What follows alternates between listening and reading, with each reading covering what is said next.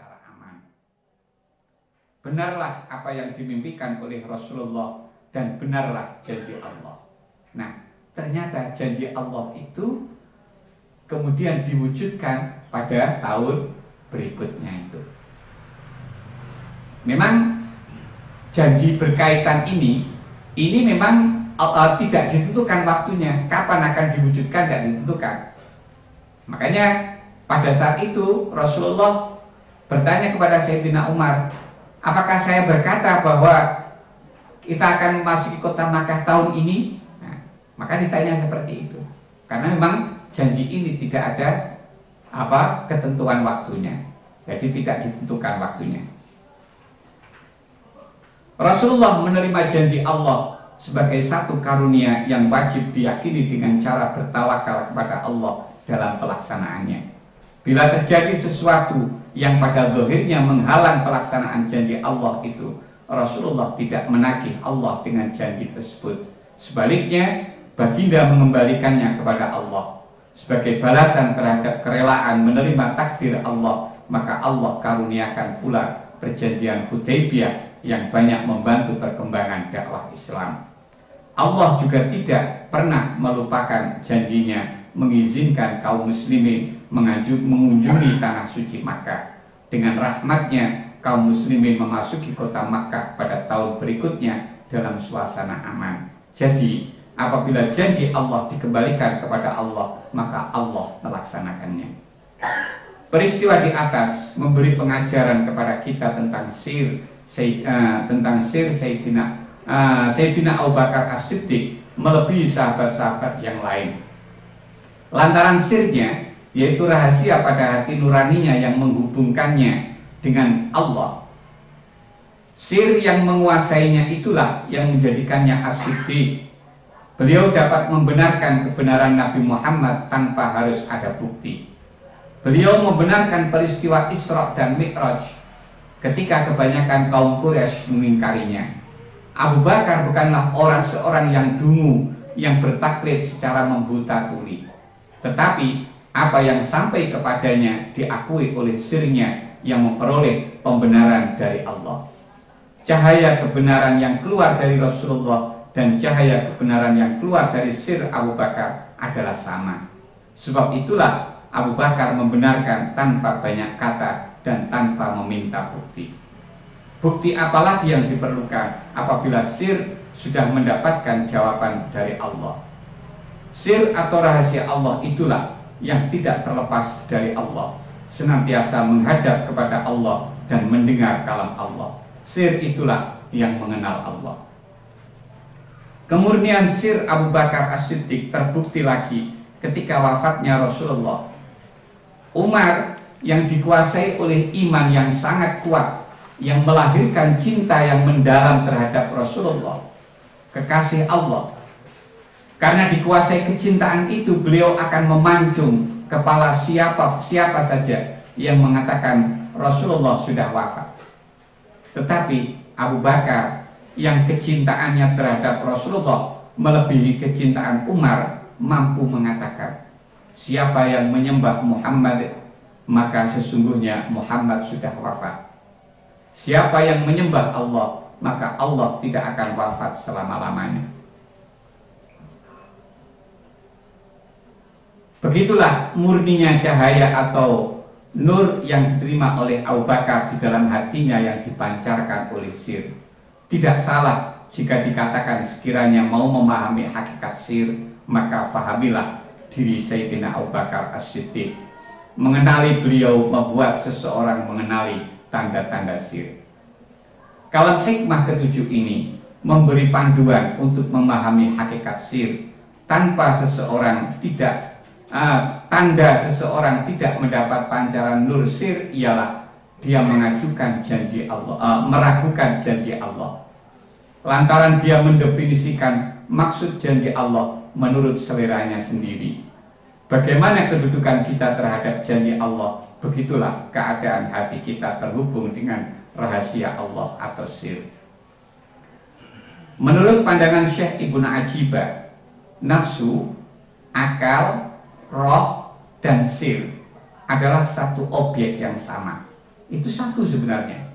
Jadi nafsu, akal, roh, sir itu satu hal. Akan tetapi penamaannya berbeda sebab perbedaan temuannya. Temuan nafsu adalah syahwat yang menggebu. Temuan akal adalah hukum-hukum syar'i. Temuan ruh adalah nur yang datang kepadanya dan terlihatnya Allah oleh mata batin. Sedangkan temuan sir adalah hakikat kenyataan dan kepastian. Makanya orang kalau sudah sampai pada sir ini, maka tidak ada keraguan lagi. Tidak akan terjadi keraguan lagi. Tidak akan bisa digoyahkan keimanannya, akidahnya, tidak bisa lagi digoyahkan. Tapi kalau masih di bawah itu, masih memungkinkan untuk bisa goyah keimanan itu. Semua itu bersemayam pada satu tempat dan dapat meredup setelah menjadi terang. Ketika Allah menjadikan sesuatu melalui wahyu kepada utusannya, atau melalui ilham kepada walinya, atau juga kejelasan yang nyata pada hati seorang murid yang bersungguh-sungguh tidak boleh meragukan janji itu. Bila waktunya tidak ditentukan, maka permasalahannya menjadi luas. Bisa jadi waktunya akan panjang atau pendek. Murid tidak boleh sedikit pun ragu akan terlaksananya janji itu, meski dalam waktu yang lama. Nabi Musa dan Nabi Harun mendoakan kehancuran Fir'aun, menunggu janji Allah wujudnya kehancuran Fir'aun selama 40 tahun. Ini kados disebut dalam ayat ini. Wa qala Musa rabbana innaka ataita fir'auna wa mala'ahu zinatan wa amwala fil hayatid dunya rabbana liyudillu an sabilik rabbana mis ala amwalihim washdud ala qulubihim fala yu'minu hatta yarawul adzabal alim. Qala qad ujibat da'watukuma fastaqima wa la tattabi'anni sabilal ladzina la ya'lamun. Dan Musa berkata, ya Tuhan kami, Engkau telah memberikan kepada Fir'aun dan para pemuka kaumnya perhiasan dan harta kekayaan dalam kehidupan dunia. Ya Tuhan kami, akibatnya mereka menyesatkan manusia dari jalan-Mu. Ya Tuhan, binasakanlah harta mereka dan kuncilah hati mereka, sehingga mereka tidak beriman sampai mereka melihat azab yang pedih. Kemudian Allah menjawab, sungguh telah diperkenankan permohonan kamu berdua. Sebab itu tetaplah kamu berdua pada jalan yang lurus, dan jangan sekali-kali kamu mengikuti jalan orang-orang yang tidak mengetahui. Nah, ini jelas janji Allah mengabulkan doa Nabi Musa dan Nabi Harun. Tapi ternyata kejadian kehancuran Fir'aun ini dari doa ini berselang waktu 40 tahun. Bila janji Allah telah ditentukan waktunya, pada masanya ternyata janji itu belum terwujud, murid tetap tidak boleh ragu akan kesungguhan janji itu. Bisa jadi janji itu akan terwujud dengan digantungkan pada sebab atau syarat yang disembunyikan oleh Allah. Demikian itu agar tampak jelas keperkasaan dan hikmahnya. Perhatikan keputusan Allah kepada Nabi Yunus ketika beliau telah memberitakan kepada kaumnya akan turunnya siksa Allah. Pada saat itu Nabi Yunus ini ketika diutus Allah kemudian sudah berdakwah kepada kaumnya. Kaumnya ini penyembah berhala.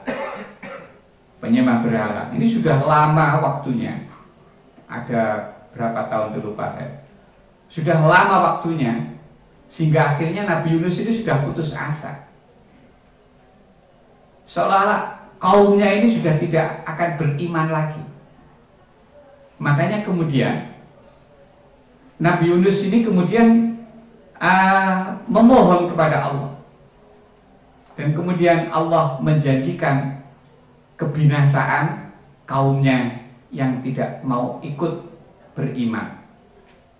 Akhirnya Nabi Yunus ini kemudian menceritakan kepada kaumnya bahwa mereka kalau tetap kukuh dalam menyembah berhala, tidak mau beriman, maka akan diturunkan azab kepada mereka. Akhirnya kaumnya itu saling berbisik dengan yang lain. Orang ini orang yang kalau ngomong tidak pernah bohong loh. Nah, sekarang kita awasi terus orang itu. Kita awasi terus saja. Nah, kemudian ketika diawasi, ya, ternyata pada malam harinya Nabi Yunus ini bersiap-siap kemudian keluar dari daerah itu. Nah, karena tadi kaumnya itu saling berbisik begini, kalau Nabi Yunus ini masih tetap di antara kita, berarti tidak apa-apa, tidak masalah. Kalau nanti turun azab, dia juga akan kena juga. Berarti tidak apa-apa, kita tenang-tenang saja. Tapi kalau nanti dia tidak ada di antara kita, baru kita perhatikan. Nah, ternyata malam harinya Nabi Yunus ini keluar. Setelah itu, kaumnya menjadi panik. Wah, berarti apa yang diomongkan Nabi Yunus ini betulan ini, bahwa akan turun azab. Maka pada saat itulah akhirnya berbondong-bondong kaumnya Nabi Yunus ini kemudian berbalik arah, selanjutnya menjadi iman. Kemudian menjadi iman. Nah, ini makanya kemudian keputusan Allah kepada Nabi Yunus ketika beliau telah memberitakan kepada kaumnya untuk akan turunnya siksa Allah. Akan tetapi ternyata turunnya azab Allah digantungkan pada tidak imannya kaum beliau. Ternyata azab itu akan diturunkan Allah kalau kaumnya Nabi Yunus ini tidak beriman. Tapi kenyataannya akhirnya kaumnya Nabi Yunus beriman. Karena itulah kemudian azab ini tidak jadi diturunkan oleh Allah. Hingga pada akhirnya ketika kaumnya ternyata iman, maka Allah menahan siksanya kepada mereka. Seperti dijelaskan dalam ayat ini. Falaula kanat qaryatun amanat fanafa'aha imanuha illa qauma Yunus lamma amanu kasyafna anhum adzabal khizyi fil hayatid dunya wa matta'nahum ila hin. Maka mengapa tidak ada penduduk satu negeri pun beriman, lalu imannya itu bermanfaat kepadanya selain kaum Yunus? Ketika mereka kaum Yunus itu beriman, kami hilangkan dari mereka azab yang menghinakan dalam kehidupan dunia, dan kami beri kesenangan kepada mereka sampai waktu tertentu. Nah, akhirnya azab Allah tidak jadi diturunkan kepada kaumnya Nabi Yunus. Ini masih ada khilaf antara ulama. Ada yang mengatakan azab itu sudah turun sebenarnya, sudah turun tapi belum menghebat, ya, belum menghebat. Nah, sudah turun tapi belum menghebat. Tapi kemudian kaumnya Nabi Yunus ini kemudian beriman. Karena beriman itu kemudian azab ini digagalkan. Maka kalau seperti ini terjadi, maka istisna yang ada dalam ayat ini menjadi selaras, menjadi serasi. Karena mestinya umumnya kalau azab Allah itu sudah diturunkan, maka kalau orang itu beriman, maka imannya sudah tidak ada manfaat lagi. Tapi ini tidak, ini makanya pengecualian. Ada yang berpendapat seperti itu. Ada juga yang berpendapat azabnya belum diturunkan, makanya kemudian digagalkan. Begitu pula keputusan Allah terhadap Nabi Nuh yang kepadanya dijanjikan keselamatan dirinya dan keluarganya dari siksa Allah. Nabi Nuh ketika diperintah Allah untuk membuat perahu karena Allah akan menurunkan azab datangnya banjir bandang. Maka Nabi Nuh kemudian membuat perahu. Tapi Allah berjanji kepada Nabi Nuh bahwa Nabi Nuh dan keluarganya akan diselamatkan. Makanya begitu setelah terjadi turun azab itu, putra dari Nabi Nuh ini tidak selamat. Satu putranya Nabi Nuh tidak selamat. Makanya pada saat itu, karena Nabi Nuh ini hanya mengerti lahiriah janji Allah, maka beliau bermunajat kepadanya. Wa nada Nuhun rabbahu faqala rabbi inna bani min ahli wa inna wa'dakal haqq wa anta ahkamul hakimin. Dan Nuh memohon kepada Tuhannya sambil berkata, ya Tuhanku, sesungguhnya anakku adalah termasuk keluargaku, dan janjimu itu pasti benar. Engkau adalah hakim yang paling adil. Nah, ini karena Allah menjanjikan kepada Nabi Nuh bahwa keluarganya akan diselamatkan. Makanya Nabi Nuh mengatakan, putraku ini adalah keluargaku, wahai Allah. Dan engkau telah berjanji akan menyelamatkan keluargaku. Nabi Nuh menyampaikan seperti itu. Tapi kemudian oleh Allah dijawab. Akan tetapi Allah menjawab Nabi Nuh dengan firman-Nya, qala ya Nuhu innahu laisa min ahlik innahu amalun ghairu shalih fala tas'alni ma laisa laka bihi ilm inni a'iduka an takuna minal jahilin. Dia Allah berfirman, wahai Nuh, sesungguhnya dia bukanlah termasuk keluargamu karena perbuatannya sangat tidak baik. Sebab itu jangan engkau memohon kepadaku sesuatu yang tidak engkau ketahui hakikatnya. Aku menasihatimu agar engkau tidak termasuk orang yang bodoh.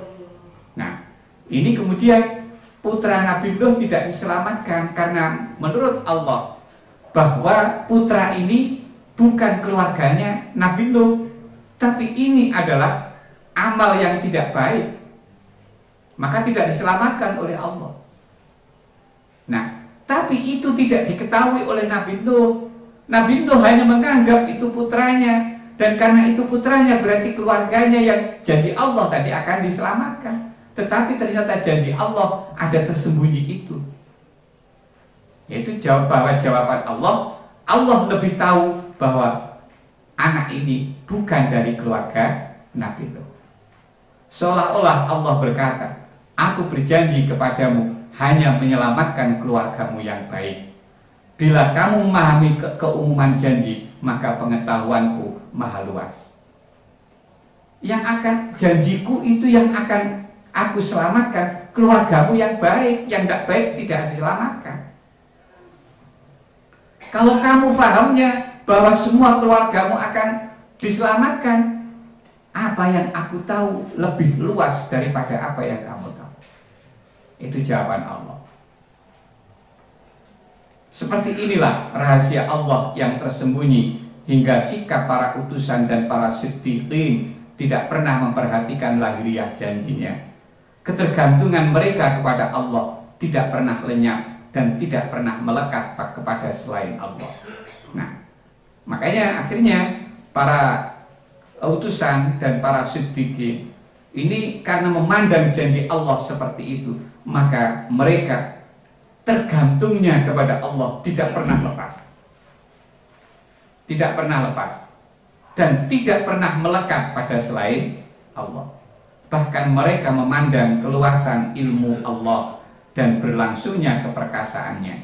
Seperti pernyataan Nabi Ibrahim, wala akhafu ma tusyrikuna bihi illa ayyasha'a rabbi syai'a wasi'a rabbi kulla syai'in ilma. Aku tidak takut kepada malapetaka dari apa yang kamu persekutukan dengan Allah, kecuali Tuhanku menghendaki sesuatu.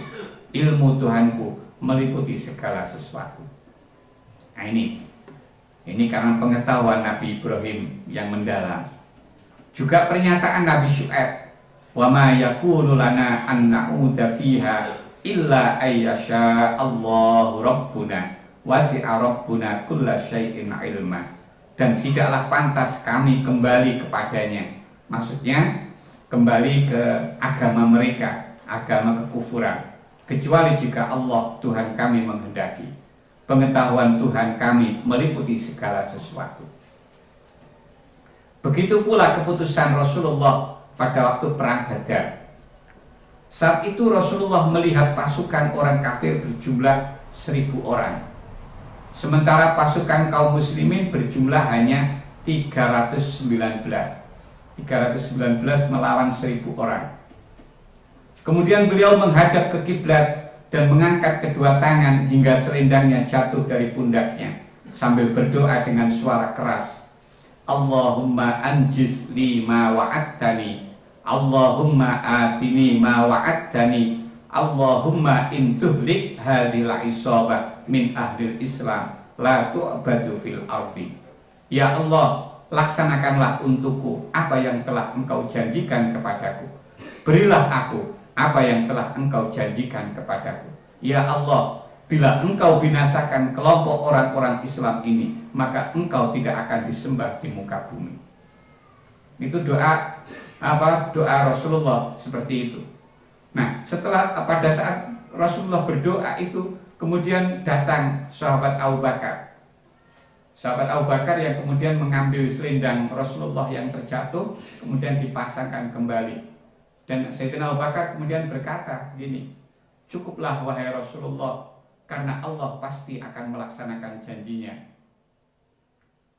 Nah, jadi antara apa yang ditemukan oleh Sayyidina Abu Bakar dan apa yang ditemukan oleh Rasulullah